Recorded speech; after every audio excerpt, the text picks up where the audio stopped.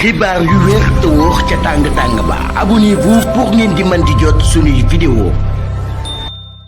dal leen ak jàmm seen chaîne bi di Buzz 221 HD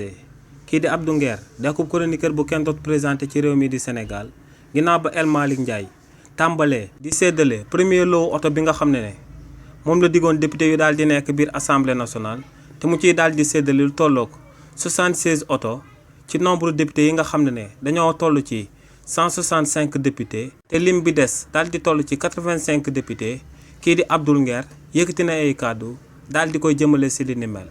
kii di Abdou Nguer ne lu leer ba am moom mooy que ne régime bu bees bi ci nguuru ak yàq lañ daal di nekk waxtu boo xam ne askan waa ngi dee damm sonn taayi torox ne si contexte politique bi nga xam ne sénégalais yi ñoo ngi dund akub crise économique bu profond ne waa parti bii di Pastef ak képp ku nekk ci nguur gi warta xalaat bakkanam bay génne ay oto wu luxe yu toll ci 50 millions ne da koy daal di jébal ay député te ne ñooñee ginnaaw bañ nekkee woon ci opposition bi ñoo doon wax que ne akub député waruñ koo sax jëndal akub oto ne actuellement ci réewu Sénégal am na ay étudiants yuy laaj seen bourse te ne ñooñee gouvernement bi ba tey juboowuñu waaye tamit ne am na ay maîtres et professeurs contractuels yi nga xam ne daal dinañuy féete fin d'année bi ñu daal di génn sans ñu jot seen salaire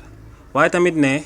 am na ay enseignants ñu daal di nekk ci élémentaire bi daal dinañuy toog lu ëpp 6 mois te jotuñ seen paiement d'indemnité de surveillance yi nga xam ne moom lañ daan amal jëmale ko ci examen wu BFEM yi ak ci examen wu baccalauréat yi nga xam ne moom lañ daan amal ci réewu Sénégal ci atum 2024. waaye tamit ne ba tey ci réewu Sénégal am na ñi nga xam ne ay soldats invalides lañ maanaam ay militaires yi nga xam ne dañoo demoon ci guerre daal di fay jaare daal di am ay laago te ne ñooñee ñoo ngi topp ba tey ci état bu bees bi ngir mu fay leen koppar gum leen yoreel waaye ne ba tey état bu bees bi moo ngi leen di dawloo te ne ci même waxtu boobee daal dinañuy jël alal boo xam ne sénégalais yëpp ñoom ñoo ko daal di bokk daal di koy indemniser ay victimes yi nga xam ne Pastef lañ daal di féetee te ne ñooñee ñoo fi taaloon TER bi BRT bi ak Auchan yu daal di nekk ci réewu Sénégal donc ne lu leer ba am moom mooy que ne régime bu bees bi nekkuñ fi lenn lu du puukarewu ci waxtu boo xam ne lopp ci sénégalais yi ñoo ngi dund misère